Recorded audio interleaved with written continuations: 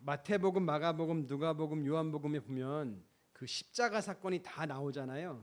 그런데 누가복음에는 좀 특이한 그런 것을 기록하고 있는데, 예수님이 십자가에 달릴 때 양쪽 옆에 두 사람의 죄인이 같이 달렸습니다.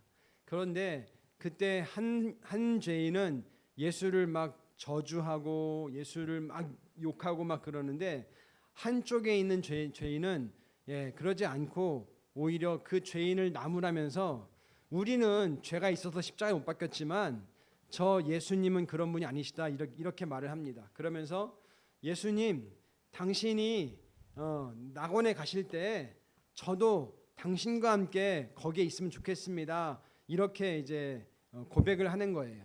그 당시에 십자가에 못 박힌다는 건 그냥 뭐 대충 지은 죄인이 그렇게 십자가에 못 박히는 것이 아니라 정말 중한 죄, 정말 큰 죄를 지은 사람만 십자가에 못 박히거든요. 그래서 예수님도 십자가에 못 박힌 것이 아주 중한 죄로 인해서 그렇게 십자가에 못 박혔던 것인데, 그 죄인도 똑같이 아주 엄한 그런 죄의 대가로 십자가에 못 박혔을 것입니다. 그런데 예수님께서 그렇게 말하는 그 죄인에게 뭐라고 그러시냐면, 내가 나와 함께 낙원에 있을 것이다, 천국에 있을 것이다, 그렇게 말씀을 하세요.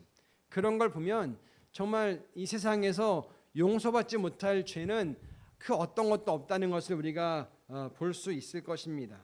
그러니까 혹시라도 내 어떠함이, 나의 어떤 죄가 용서받지 못하면 어떡하지 하는 그런 이 염려가 있으신 분들은 염려를 푹 놓으셔도 될 것입니다. 오늘 본문에 보면 예수님께서 정말 모든 죄는 사할 수 있는데 그럼에도 불구하고 용서받지 못하는 죄가 하나 있다, 이렇게 말씀하시는 것을 볼 수 있는데요.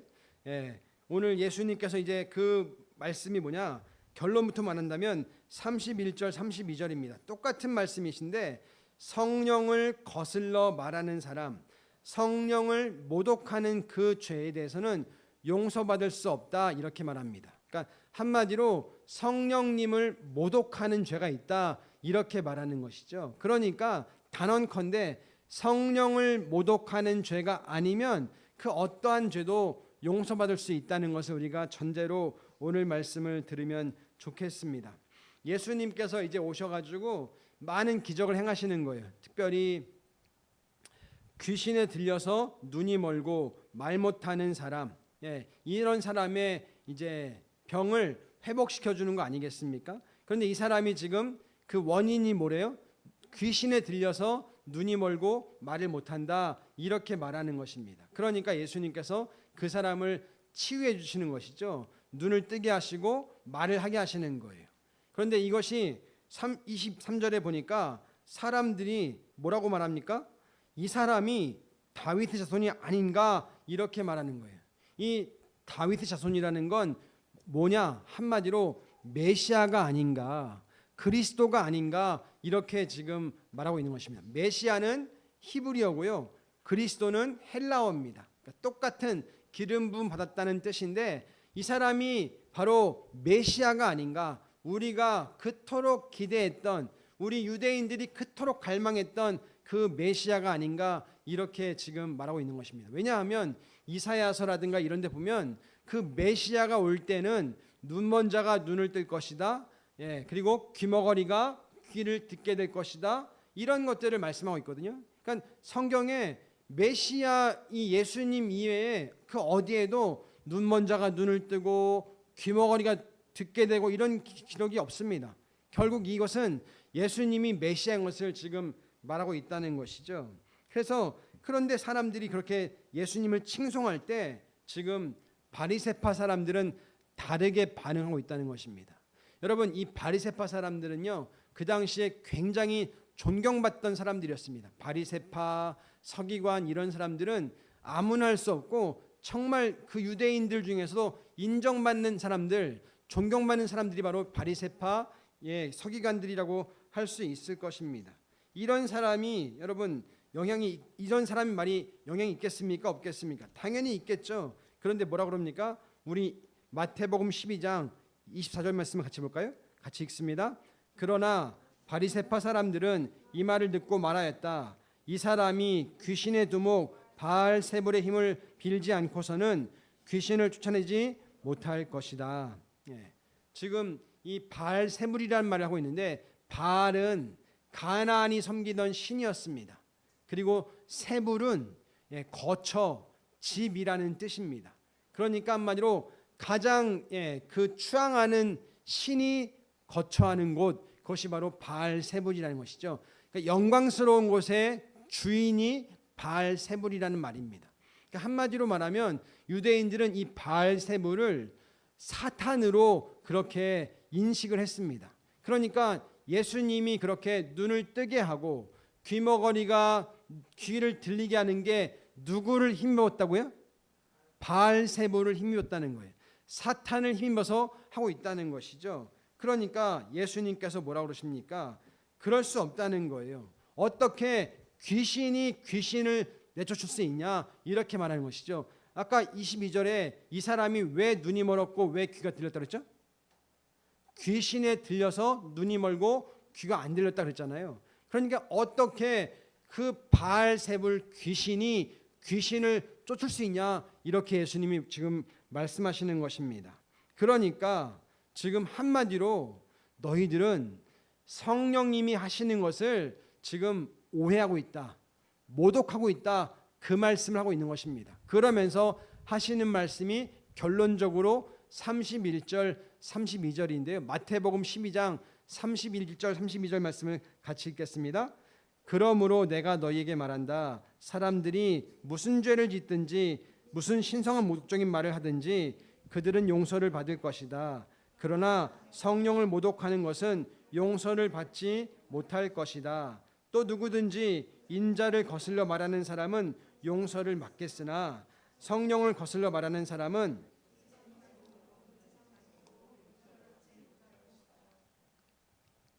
아멘. 예수님께서 처음으로 지금 용서받지 못할 죄가 있다, 이것을 언급하고 계신 겁니다. 그러니까 한마디로 용서받지 못할 죄가 있다 없다? 있다는 거예요. 그게 뭐냐? 그것은 성령님을 거스르는 것이다. 성령님을 모독하는 것이다. 우리의 어떤 말, 뭐 실수하는 말, 무슨 어떤 죄, 이런 것이 아니라 성령님을 거스르는 것, 그것만이 바로 용서를 받을 수 없다, 이렇게 말합니다. 그러니까 크리스천이라 하더라도 뭐 우리가 과거에 어떤 실수를 해서 또는 내가 교회를 다니면서도 교회에 대해서 욕한다거나 또 뭐 목사님에 대해서 욕한다거나 또는 예수님에 대해서 욕할 수 있지 않겠습니까? 그런데 그것조차도 용서를 받는데요, 못 받는데요? 받는데요. 받는다고 말하고 있습니다. 그러니까 지금 대표적인 사람이 바로 사도 바울 아니겠습니까? 여러분, 바울이 예수 믿기 전에 이름이 뭐였죠? 사울이었잖아요. 사울이 어떤 사람이었습니까? 예수 믿는 사람들을 핍박하고 잡아다가 죽이고, 그러니까 예수님을 모독하던, 예수님을 반대하던 그런 사람 아니었겠습니까? 그런데 예수님께서는 그런 사도 사울을 하나님이 다시 불러주셔서 용서해 주시고 뿐만 아니라 이방인을 위한 사도로 그렇게 하나님이 회복시켜 주셨잖아요. 그러니까 예수님을 비난하건 뭐 그랬건 예수님께서는 그 사람을 불쌍히 여주시고 회복해 가신다는 것입니다. 그리고 예수님을 부인하고 예수님을 배반했던 사람이 있잖아요. 대표적인 게 누구죠? 베드로 아니겠습니까? 베드로 여러분 보십시오. 그렇게 예수님을 모른다고, 그것도 다른 때가 아니라 십자가 바로 앞에서 사람들이 3번씩이나 야, 저 사람이 바로 예수님과 함께 섰어, 그렇게 말했을 때 이 베드로가 뭐라 그럽니까? 나 절대 몰라, 막 저주하면서 모른다고 하지 않습니까? 그런데도 예수님께서는 그런 베드로를 찾아오셔가지고 다시 3번씩이나 베드로야, 시몬의 아들아, 내가 나를 사랑하느냐? 요나의 아들아 시몬아, 내가 나를 사랑하느냐? 이렇게 물으시잖아요. 3번씩 물으시면서 그 시몬을 회복시켜 주시고 그 사람을 내가 내 양을 먹이라, 내 양을 치라, 내 양을 먹이라, 이렇게 말씀하시면서 다시 회복 주신 걸 볼 수 있지 않습니까? 그러니까 여러분, 베드로와 가룟 유다의 차이가 뭐겠습니까? 어쩌면 똑같이 다 예수님을 배반하고 부인했습니다. 그런데 결정적인 차이는 베드로는 회개를 했고 가룟 유다는 회개하지 않았다는 것뿐이지 뭐 그 사람이 누가 더 나쁜 놈이다, 누가 더 잘못했다, 이거는 따질 수 없을 것입니다. 그러니까 이 세상에 어떠한 죄도 용서받지 못할 죄는 있다 없다? 없는데 예수님이 딱 하나의 죄를 말씀하시면서 그것만큼은 너희들이 용서할 수 없다, 이렇게 말씀하시는 것입니다. 그것이 뭐냐? 다른 것이 아니라 성령님을 모독하는 것, 이것이 바로 너희가 용서받지 못한다, 이렇게 말하고 있는 것입니다. 한마디로 성령님의 역사인데 그것을 거부하거나 그것을 받아들이지 못하면, 왜곡하면 그거에 대해서는 용서받을 수 없다, 이렇게 말하고 있는 것입니다. 여러분, 예수님의 12제자조차도 예수님을 부인한 게 한둘이 아닙니다. 베드로, 그 다른 제자들 다 똑같이 어쩌면 예수님을 배반하고 다 떠나갔던 사람들 아니겠습니까? 그런데 그들도 예수님께서는 다시 회복시켜 주시고 그들을 위해서 그들을 하나님의 자녀, 종으로 삼아준 볼 수 있습니다. 그러니까 어떠한 죄도 우리가 용서할 수 있지만 단 하나, 성령님을 거스르는 것, 성령님을 모독하는 것, 이것만큼은 용서할 수 없다는 것입니다. 여러분, 그렇다면 어떻게 하면 우리가 성령을 거슬러서 성령을 모독해서 그렇게 말하는 결과가 생길까요? 첫 번째, 어떤 고정관념이나 편견을 깨지 못할 때 그때 성령님을 모독한다는 것입니다. 지금 바리새인들의 문제 그거 아니겠습니까? 아까 말씀드렸지만 바리새인들은 당시에 존경받는 사람들이었습니다. 그 유대사회에서 가장 최고의 권위자였습니다. 그런데 그들에게는 틀이 있었습니다. 뭘까요? 메시아가 아직 오지 않았다는 거예요. 그들은 지금 이 예수님을 뭘 빌어서 귀신을 쫓는다고요? 바알세불을 빌어서, 귀신의 힘을 빌어서 귀신을 쫓는다고 지금 보는 그 고정관념과 그 편견과 선입견을 버리지 못하고 있다는 것입니다. 그러니까 예수님께서 뭐라고 그러십니까? 27절 말씀 볼까요? 27절 말씀 보겠습니다. 같이 읽습니다. 내가 바알세불의 힘을 빌어서 귀신을 쫓아낸다고 하면 너희의 아들들은 누구의 힘으로 귀신을 쫓아낸다는 말이냐? 그러므로 그들이야말로 너희의 재판관이 될 것이다, 이렇게 말하고 있습니다. 바로 그 사람들이야말로 바알세불의 힘을 빌어서는 귀신을 쫓아낼 수 없다는 것을 증명해 줄 거라는 것이죠. 여러분, 왜 너희들은 지금 어거지를 쓰고 있냐, 이 말씀하는 거 아니겠습니까? 억지로 갖다 붙인 것이 지금 바알세불인데 어떻게 귀신이 귀신을 쫓아낼 수 있냐? 그럴 수 없다는 것입니다. 여러분, 그렇습니다. 성령님의 역사를 거부하거나 성령님의 역사를 무시하면 그것은 하나님께서 절대로 용서할 수 없다는 말씀 아니겠습니까? 요즘에 유튜브 시대라고 하잖아요. 그러니까 세계 곳곳에서 성령님의 역사들을 우리가 이렇게 유튜브만 열면 보게 됩니다. 우리나라에 박혁이라는 전도자가 있다고 그래요. 이 사람이 지금 나이가 30대 초반의 사람인데 굉장히 가는 곳마다 막 우리나라에서 해외에서 이런 성령 사역을 뜨겁게 하고 있습니다. 또 이 사람 보니까 잘생겼더라고요. 아주 잘생기고 아주 또 뭐랄까 연극영화과 출신이래요. 그러니까 퍼포먼스도 굉장히 잘하더라고요.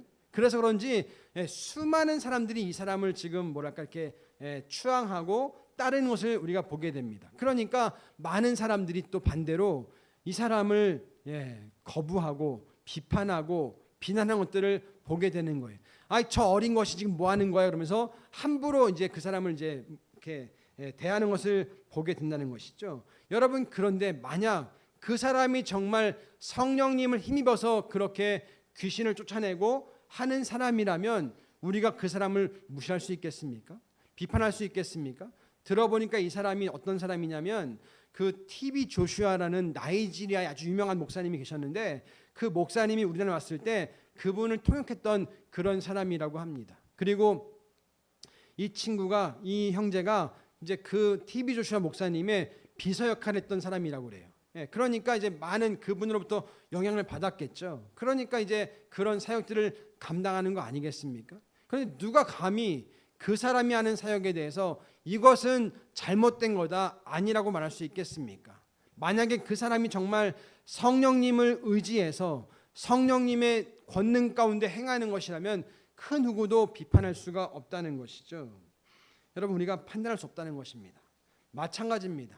열린문 교회가 이 시대 가운데 우리에게 맡겨주신 사역들을 감당할 때 정말 그것이 뭐 우리 교회 안에서 행해진다고 하더라도 만약에 누가 저 열린문교가 지금 뭐 하고 있는 거지? 그렇다면 비판할 수 있겠죠. 그렇지만 혹여라도 우리가 성령님을 의지해서 사는데 그것에 대해서 비난한다? 그거는 조심해야 한다는 말인 것입니다. 예수님께서는 지금 다른 죄는 용서할 수 있지만 성령을 모독하는 것, 그것만큼은 절대로 용서 안 된다, 이렇게 말하고 있는 것입니다. 여러분, 그렇습니다. 우리가 어떤 성향이 있다 할지라도, 다른 건 다 무시한다 할지라도 성령님의 역사와 성령님의 은혜와 능력을 우리가 무조건 거부할 것이 아니라, 주님, 이것이 만약 주님이 하시는 것이라면 우리가 따르겠습니다. 주님, 제가 수용하겠습니다. 그렇게 믿고 받아들일 수 있기를 예수님의 이름으로 축원드립니다. 가급적이면 무조건 비판하고 무조건 다친 마음이 아니라 내가 이것들을 수용하고, 나는 잘 모르지만 하나님께서는, 성령님께서는 이렇게도 일하실 수 있겠다라는 생각을 가지고 열린 마음으로 접근하셔서, 하나님, 제가 하나님의 역사라면 어떤 모습으로든 수용하겠습니다. 그렇게 접근할 수 있기를 바랍니다. 또 두 번째, 어떻게 하면 용서받지 못하는 그런 자리까지 갈 수 있는가? 계속 듣기만 하고 결단하지 못할 때 우리는 성령님을 모독할 수 있다는 것을 기억하시기 바랍니다. 우리 한번 히브리서 말씀 잠깐 보겠는데요. 히브리서 6장 4절부터 6절까지 말씀은 잠깐 보여주시겠어요? 같이 한번 읽겠습니다. 시작. 한번 빛을 받아서 하늘의 은사를 맛보고 성령을 나누어 받고 또 하나님의 선한 말씀과 장차올 세상의 권능을 맛본 사람들이 타락하면 그들을 새롭게 해서 회개에 이르게 할 수 없습니다. 그런 사람들이야말로 하나님의 아들을 다시금 십자가에 못 박고 욕되게 하는 것이기 때문입니다. 여기서 지금 묘사하는 사람은 어떤 사람들인가? 한마디로 한번 빛을 맛봤던 사람들, 그리고 성령의 은사를, 하나님의 은사를 맛봤던 사람들이라고 말하고 있습니다. 그리고 성령을 나누어 받은 사람들이라고 말하고 있습니다. 어떤 사람들이겠습니까? 이 사람들은 한마디로 하나님의 그 은혜를 맛본 사람들이 아니겠습니까? 하나님의 능력을 경험한 사람들 아니겠습니까? 그런데 그런 사람들이라 할지라도 만약에 하나님을 저버린다면 그것이야말로 성령님을 모독하는 것이다, 이렇게 말하고 있는 거 아니겠습니까? 여러분, 여기에 지금 다음 세대가 예배를 드리는데 여러분, 정말 여러분께 부탁드립니다. 여러분, 말씀을 들을 때 또 예수님을 따를 때 열린 마음을 가지고 주님께 나올 수 있기를 바랍니다. 그리고 지금까지 우리가 복음 앞에 반응할 기회가 참 많았잖아요. 그런데 아직까지 내가 그 복음 앞에 반응하지 못한다? 내 어떤 듣기는 계속 듣는데 결단하지 못한다? 여러분, 여기에 한번 잘 생각해 보시기 바랍니다. 내가 왜 지금 결단하고 있지 못한가? 내가 왜 지금 반응하고 있지 못한가? 듣기는 많이 듣는데 내가 왜 지금 결정하지 못하고 있는가? 잘 생각해 보시기 바랍니다. 예수님 영접하는 게 여러분 어렵지 않잖아요. 예수님을 제가 믿겠습니다, 따르겠습니다. 이제 다음 주에 우리 두 분이 또 세례 받으시는데 세례 받는 조건이 뭐겠습니까? 교회를 오래 다니면? 아니잖아요. 예수님을 열린 마음으로 영접하면, 내 마음 가운데 나의 구세주로 모시면 그분이 바로 세례받는 거 아니겠습니까? 그런데 많이 듣기는 듣는데 영접하지 않는 거예요. 많이 내가 접하긴 접하는데 결단하지 않는 거예요. 그러면 안 된다는 것이죠. 결단하고 따를 때 그것이 바로 예수님을 믿고 따르는 것 아니겠습니까? 지금 예수님께서 말씀하시는 것 중에 하나는 뭐냐? 신앙생활에 중립이란 있을 수 없다는 것입니다. 우리 한번 같이 말씀 볼까요? 30절 말씀 볼까요? 30절입니다. 마태복음 12장 30절입니다. 같이 읽습니다. 시작. 나와 함께 있지 않는 사람은 나를 반대하는 사람이요, 나와 함께 모으지 않는 사람은 해치는 사람이다. 여러분, 그러니까 신앙생활에는요, 중립이라는 게 있을 수 없다는 것입니다. 제가 가끔 질문하는 것 중에 하나가, 형제님, 자매님, 만약에 지금 내가 이 세상에서 내 목숨이 다한다고 한다면 천국 가시겠습니까? 지옥 가시겠습니까? 이렇게 질문을 해요. 그러면 어떤 분들은 이 질문에 굉장히 좀 불편해하십니다. 아니, 왜 지금 내가 죽지도 않았는데 왜 천국이야 지옥이야 이런 말씀을 하시는 것처럼 제가 보여요. 근데 그렇게 말하는 이유가 뭘까요? 불편하다는 거죠. 왜 굳이 내가 지금 그걸 내가 선택해야 되는데, 내가 그걸 왜 생각해야 되는데, 그렇다는 거 아니겠습니까? 그런데 엄연한 사실은 우리가 세상에서 목숨이 끝나면 성경 말씀이, 예수님 말씀하시는 게 반드시 그 천국과 지옥은 결정나게 돼 있다는 것입니다. 어떤 사람은, 예수님을 영접한 사람은 천국에 들어갈 것이고, 그렇지 못한 사람은 천국에 갈 수 없다는 게 바로 예수님 말씀인 거 아니겠습니까? 그러니까 신앙생활에는 절대로 중립이란 있을 수가 없다는 것이죠. 그래서 예수님께서 지금 뭐라고 그러시냐? 28절 말씀, 내가 하나님의 영을 힘입어서 귀신을 쫓아내는 것이면 하나님의 나라가 너희에게 왔다. 그러니까 지금 내가 하는 것이, 만약에 너희들이 나를 수용하고 나를 인정하고 영접하면 너희들에게 하나님의 나라가 임했다, 그런 말 아니겠습니까? 그러니까 여러분, 신앙생활은 뭐냐? 한마디로 우리는 영적인 싸움을 싸우고 있다는 것을 놓치지 말라는 것입니다. 누구나 어떤 사람은 예수님 편에 서 있든지 아니면 예수님 반대편에 서 있는 것을 잊지 말라는 것입니다. 여러분, 그러면 내가 예수님 편인지 예수님 반대편인지 알 수 있는 게 뭘까요? 제가 세 가지를 한번 예를 들어볼게요. 첫 번째, 예수를 믿는다고 그러는데 다른 사람들에게 예수님을 믿는다는 것을 표현하지 못하는 것, 그것이 어쩌면 예수님을 믿지 않는 것일 수 있다는 것을 여러분 기억하시기 바랍니다. 뭐 일부러 숨기진 않겠죠. 그런데 불편해하는 거예요. 남들에게 예수 믿는다는 걸 말하는 것을 참 불편해하는 것입니다. 여러분, 은비야, 결혼한 부부가 있어요. 그런데 사랑하는 아내가 있는데 그 남편이 친구를 만나러 갈 때 이 아내는 데려가지 않고 부부 동반 모임에도 혼자 가는 거예요. 그리고 어떤 때는 또 이 사람이 결혼 반지까지 빼놓고 가는 거예요. 그러면 이 아내 입장에서 어떤 생각이 들까요? 네? 크게 속상할 것 같아요. 그냥 속상만 할까? 아, 이 남자가 나를 사랑하지 않는구나, 나를 믿지 못하는구나, 나를 자기 아내로 인정하지 않구나, 그렇지 않겠습니까? 여러분이 예수 믿는다는 건 뭐겠습니까? 예수님이 나의 신랑 되셨다는 거잖아요. 그러면 예수님을 믿는 사람이 예수 믿는 것을 당당하게 말할 수 있어야 되는 거 아니겠습니까?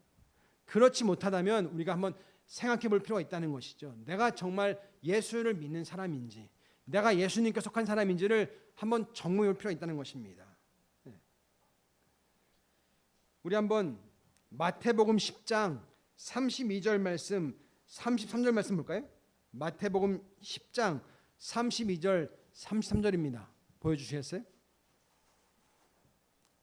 앞으로 좀 글씨 좀 크게 써주세요. 같이 읽습니다. 시작. 누구든지 사람들 앞에서 나를 시인하면 나도 하늘에 계신 내 아버지 앞에서 그 사람을 시인할 것이다. 그러나 누구든지 사람들 앞에서 나를 부인하면 나도 하늘에 계신 내 아버지 앞에서 그 사람을 부인할 것이다. 하나님 앞에서 그 사람을 부인할 것이다. 그 사람이 나를 인정하고 시인하면 나도 인정하고 시인할 것인데 나를 부인하면 나도 그를 부인할 것이다. 이렇게 말씀하고 있습니다. 예수님이 부인하신대요. 여러분 잘 점검해 보시기 바랍니다. 내가 지금 내가 믿는 예수를 정말 시인하고 있는가? 내가 믿는 예수를 정말 자랑스러워 있는가? 한번 점검해 보시기 바랍니다. 그게 아니라면 우리가 어쩌면 성령님을 모독하는 것일 수도 있다는 것을 여러분 기억하시기 바랍니다.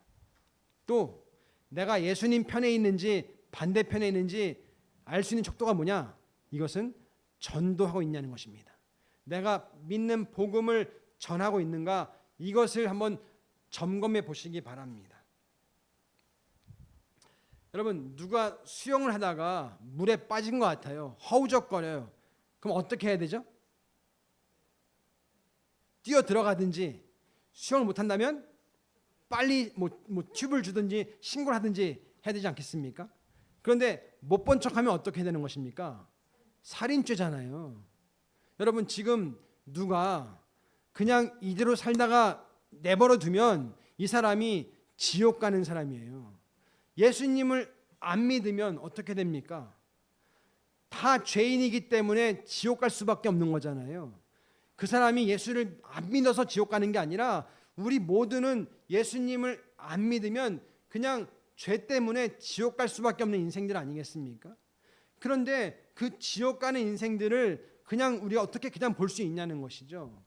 정말 어떻게 해서든 그 사람에게 너 그리 가면 안 돼. 이제 그만 가고 나와 함께 예수님께 가자. 이렇게 말해야 되지 않냐는 것입니다.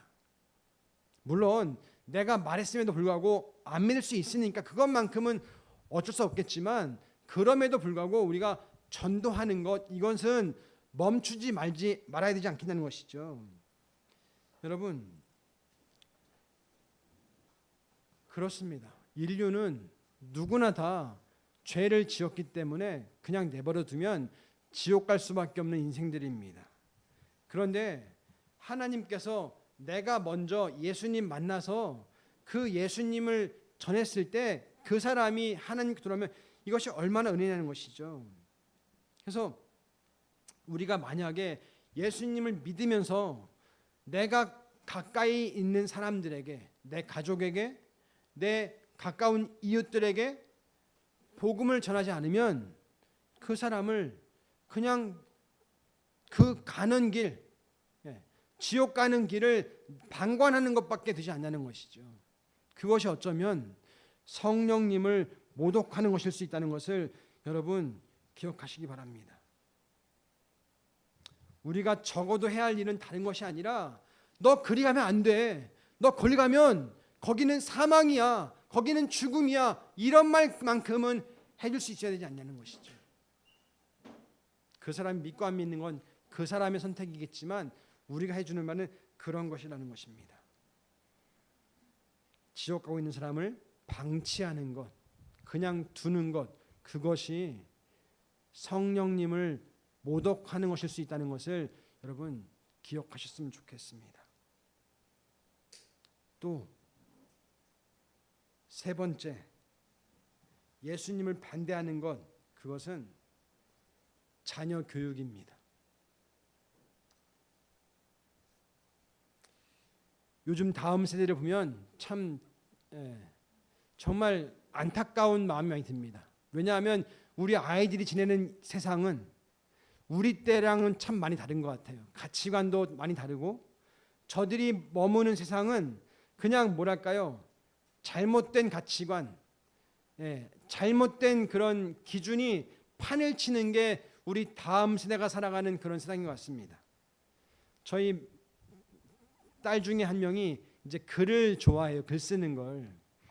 그런 지난 목장을 하는데 이 친구가 저한테 고민을 털어놓는 거예요. 아빠, 내가 글을 보는데 요즘 글을 많이 보면 그냥 너무 뭐랄까 혼란스럽다는 거예요.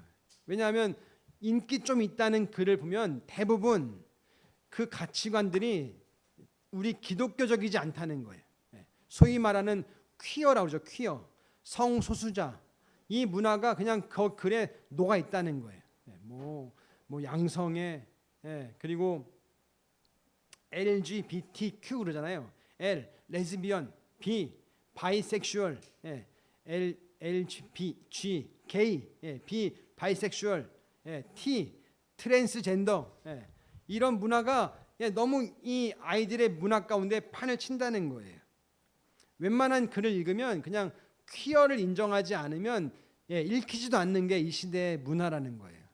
그런데 그런 세대를 향해서 글을 쓰고 싶은데 어떻게 써야 할지를 잘 모르겠다는 거예요. 그러니까 이 아이들의 고민이 참 이해가 되는 거예요. 얼마나 힘들까.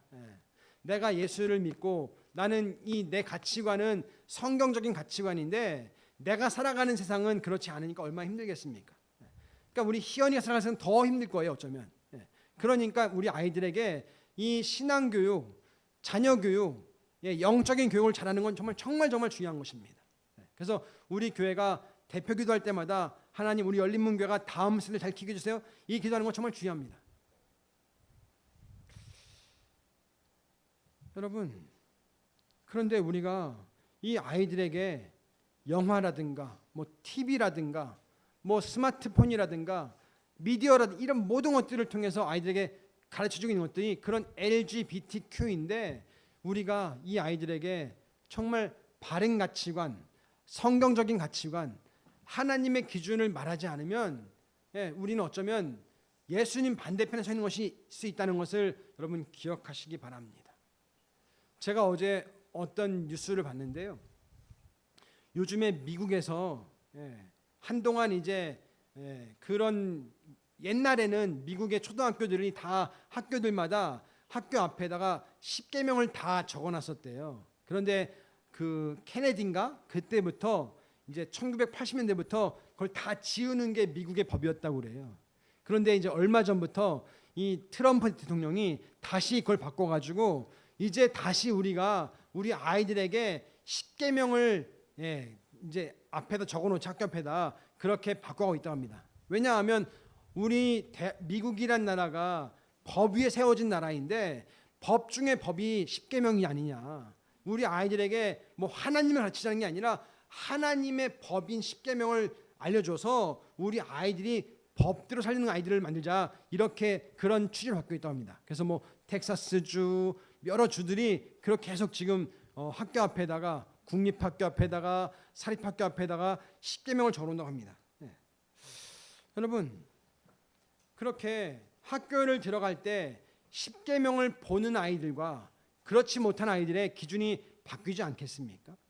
10계명을 본다면 최소한 내 기준이 뭔가를 알 수 있지 않겠습니까? 그러니까 우리가 다음 세대에게 정말 분명한 기준과 분명한 이 분별력을 전해주는 건 이게 얼마나 중요하다는 것이죠. 우리 열린문 교회는 우리 다음 세대를 굉장히 중요시 여기는 그런 교회라고 할 수 있습니다.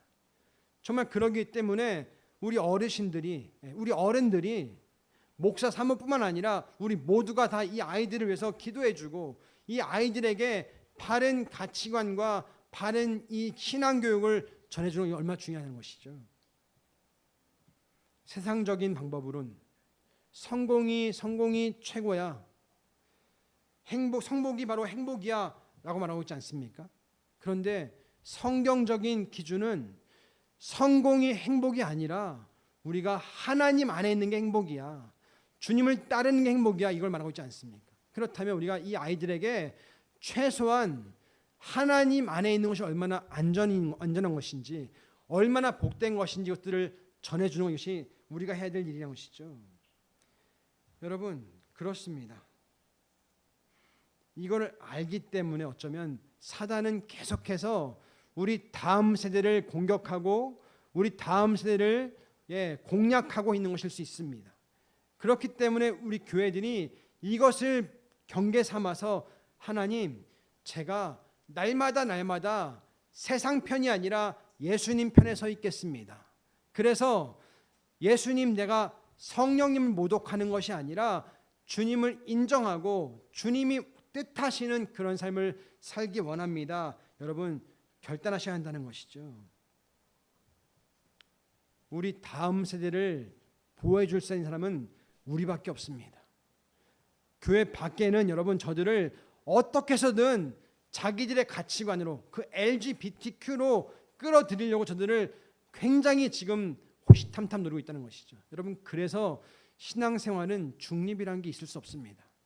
내가 예수님 편에 있든지 아니면 반대편에 있다는 것을 명심하시고, 주님, 제가 오늘 이 바리새인들이 세상적으로는 인정받고 세상적으로는 존경받았지만 그들이 예수님에 의해서 성령을 모독하는 죄는 결코 용서받지 못한다, 이 말씀 드렸던 것처럼 주님, 제가 주님 편에 서서 주님 따르겠습니다. 결단할 수 있기를 바랍니다. 두 가지 말씀드렸습니다. 여러분, 우리의 고정관념, 우리의 편견, 선입관, 이런 것들을 내려놓으십시오. 그리고 주님의 기준으로 여러분을 바꾸시는 것이 그 성령을 모독하는 죄에서 우리가 자유할 수 있는 그런 길인 것입니다. 그리고 내가 지금 예수님 편에 있는지 아니면 예수님 반대편에 있는지를 여러분 꼭 점검하셔서, 주님, 제가 예수님 반대편이 아니라 예수님 편에 있겠습니다. 내가 믿는 자로서 나의 믿음을 당당하게 사람들에게 말하겠습니다. 그리고 예수님을 모르는 사람들이 있다면 그들에게 복음을 전하고 그들이 주님께 나올 수 있도록, 혹시라도 우리 부모님이 아직 예수님 모른다면 그 부모님에게, 그 부모님이 예수님을 믿든 안 믿든, 나오든 안 오든 일단 우리가 할 일은, 아빠, 엄마, 나와 같이 교회 갑시다. 아빠, 엄마, 꼭 예수 믿고 나와 같이 천국 갑시다. 이렇게 전할 때 그 아빠, 엄마에게 놀라운 하나님의 역사가 임할 수 있다는 것을 여러분 꼭 기억하시기 바랍니다. 그리고 우리 다음 세대들을 여러분 꼭 주님 편으로, 저들이 이 세상의 가치관에 그냥 점철되는 것이 아니라 하나님 나라의 가치관으로 꼭 무장해서 다음 세대를 일으킬 수 있는 놀라운 역사들을 맛봤으면 좋겠습니다. 여러분, 참 감사한 것은 지금 굉장히 혼돈스러운 그런 시대인데 뉴스를 보면 곳곳에서 지금 부흥이 일어나고 있습니다. 저 남미에서, 저 영국에서 지금 부흥이 일어나고 있습니다. 여러분, 부흥은요, 사람이 일으키는 게 아닙니다. 이 부흥은 하나님이 주시는 게 부흥 아니겠습니까? 정말 놀랍게도 지금 막 영국에서도 청년들이 막 교회로 오고 있고요. 저 브라질, 저 남미에서도 지금 놀라운 하나님의 역사들이 회복이 일어나고 있습니다. 아까 말했던 것처럼 그런 뭐 박혁이라든가 또 곳곳에 많은 성령 사역자들이 있는데 그들을 통해서 젊은 사람들이 지금 교회로 막 몰려오고 있습니다. 여러분, 우리가 이 시대를 읽을 수 있어야 됩니다. 그러니까 교회 다니면 고리타분한 거야, 구태의연한 거야, 이게 아니라는 거예요. 하나님은 지금도 일하시고 있는 여러분 꼭 붙잡으시기 바랍니다. 얼마 전에 우리 대통령이 미국 갔다 왔잖아요. 정말 제가 그 뉴스 보면 깜짝 놀랐습니다. 원래 우리나라는 안미경중이었대요. 안미경중. 안보는 미국, 경제는 중국이었대요. 그래서 우리나라 대부분 대통령들이, 그러니까 그 중국이 개방한 다음에 대부분 대통령들이 우리가 어떻게 해서든 중국과 잘 지내려고 이렇게 애를 썼다고 합니다. 그런데 우리 이재명 대통령도 어쨌든 민주당 쪽이시잖아요. 근데 이분도 중국하고 잘 지내기 원하시는 분 아니겠습니까? 그런데 이번에 미국 가셔가지고 말한 게 뭐냐? 이제는 우리가 안미경중이 아니라 안미경미입니다. 이렇게 말했다는 거예요. 안보도 미국, 경제도 미국이라고 말했다는 거예요. 모르죠, 어떻게 할지 앞으로는. 그런데 그 트럼프 앞에서는 그렇게 말했다는 거예요. 내가 앞으로 안보도 미국입니다, 경제도 미국입니다, 이렇게 말했다는 거예요. 그 말 들으면서 제가 참 되게 놀라웠어요. 시대가 바뀌고 있구나. 어쨌든 지금 트럼프라고 하는 미국이라고 하는 그 막강한 그 세력이 지금 전 세계를 이끌어가고 있구나. 이렇게 지금 바꾸고 있다는 거 아니겠습니까? 그런데 그 이재명 대통령이 안미 경미를 할 수밖에 없었던 그 이유가 있었다고 그러더라고요. 뭐였냐? 얼마 전에 우리나라에서 오산 그 공군 기지를 압수수색을 했대요. 그리고 김정한 목사님 여의도 순복음교회, 저 부산에 있는 세계로교회 이런 교회들을 압수수색을 했대요. 우리나라 검찰들이. 그러니까 미국 대통령이 볼 때 다른 건 다 뭐 지나갈 수 있는데, 아니 어떻게 한국에서 미군 기지를 압수수색하지? 아니 어떻게 한국에서 교회를 압수수색하지? 이게 너무 이 미국 대통령이 볼 때 너무 화가 난 거죠. 그래서 그 미국 대통령이 트위터 X라고 그러죠. 거기다 글을 썼다는 거예요. 지금 한국에서 숙청이 일어나고 있는 게 아닌가. 지금 혁명이 일어나고 있는 게 아닌가. 그렇게 글을 썼다는 거예요. 그러니까 이 이재명 대통령이 가가지고 쫄아가지고 우리는 안미 경중이 아니라 안미 경미하겠습니다. 그렇게 말했다는 거예요. 어쨌건 여러분 지금 세계가 움직이고 있는 지금 방향이 우리가 이걸 잘 봐야 될 줄 믿습니다. 다른 사람들은 몰라도 크리스천들만큼은, 하나님의 자녀들만큼은 지금 세계가 어떻게 흘러가고 있는지, 하나님께서 역사의 주관자십니다. 아멘이시죠? 하나님이 어떻게 역사를 이끌어 가시는지를 볼 수 있는 게 되게 중요합니다. 우리 다음 세대분 기억하세요. 우리 대한민국의 역사의 주인은 여러분 어떤 정치 계파가 아닙니다. 국민의힘, 민주당 아닙니다. 우리 대한민국의 역사의 주인은 하나님이십니다. 하나님께서 지금 지난 우리나라를 어떻게 이끌어 오셨는지를 여러분 잘 보시기 바랍니다. 그러면 앞으로의 미래가 보일 겁니다. 하나님, 제가 하나님 편에 서겠습니다. 당당하게 하나님 편에 서서 정말 주님을 더 드러내겠습니다. 성령을 모독하는 것이 아니라 성령을 더 인정하고 더 사모하고 붙잡겠습니다. 그렇다고 한다면 우리 열린문교회처럼 작은 교회, 나처럼 부족한 자 하나님께서는 놀랍게 쓰실 줄 믿습니다. 이렇게 기도할 수 아니겠습니까? 제가 지난주에 영상들을 쭉 봤는데 어떤 영상을 봤냐? 성경 읽기에 관한 영상을 봤습니다. 어떤 목사님이 저 강원도 산골에 이제 부임을 하신 거예요. 근데 그 교회는 시골에 있다 보니까 성도가 아예 없는 그런 교회였는 거예요. 근데 그 교회 가신 이유가 뭐냐? 교회가 이분이 안 가시면 교회가 없어지는 그런 교회인 거예요. 왜? 성도가 없으니까. 그래서 이분이 정말 주님, 제가 교회가 없어진다고 하니까 가겠습니다라고 가신 거예요. 가서 보니까 진짜 성도가 없는 거죠.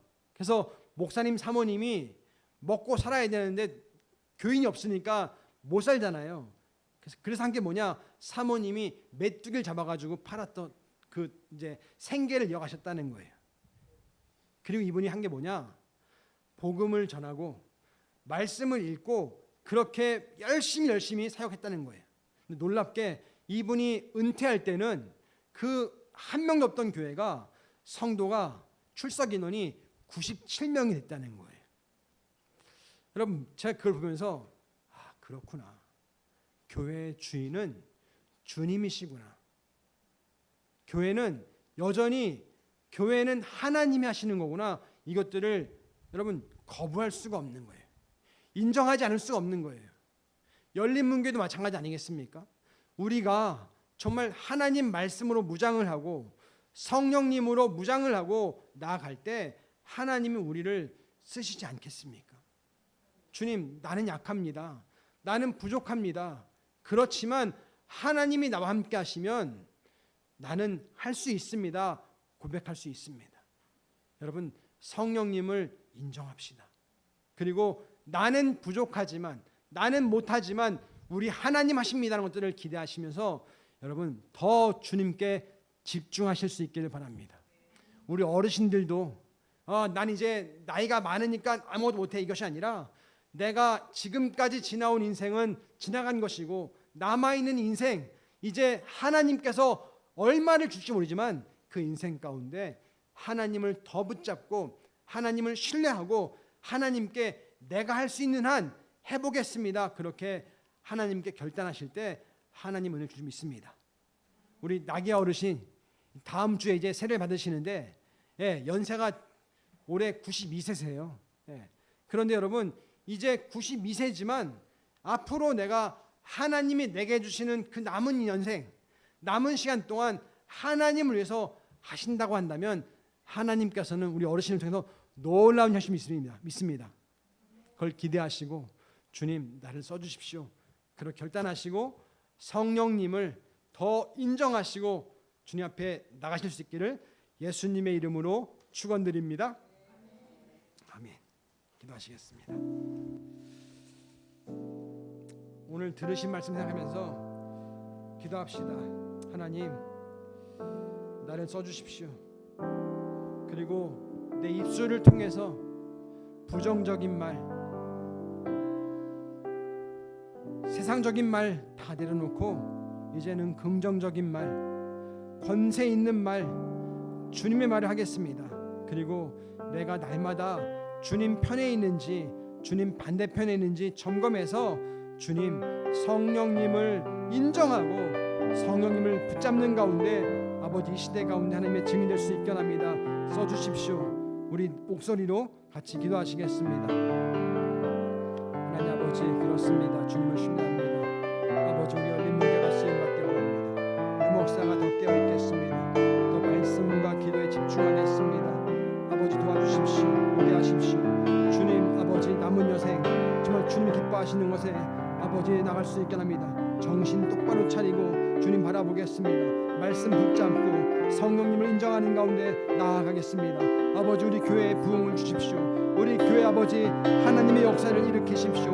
회복과 치유를 일으키십시오. 그렇습니다. 주님은 충분합니다. 붙잡겠습니다. 사용해 주십시오. 주님밖에 없습니다. 도와주시고 함께 해주시는 가운데 하나님의 권능을 볼 수 있게 합니다.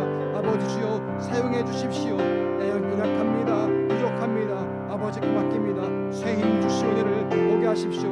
우리 다음 세대가 아버지 앞에 쓰임받게 합니다. 성령님을 인정하는 가운데 나갈 수 있게 원하니 주여 사용해 주시오. 은혜를 허락하십시오. 주님밖에 없습니다. 주님밖에 없습니다. 아버지 주여 우리를 하나님의 놀라운 통로로 사용해 주시오. 은혜를 허락하여 주시옵소서. 바라보겠습니다. 아버지 부흥 주십시오. 부흥 주십시오. 예수님의 이름으로 기도합니다. 아멘.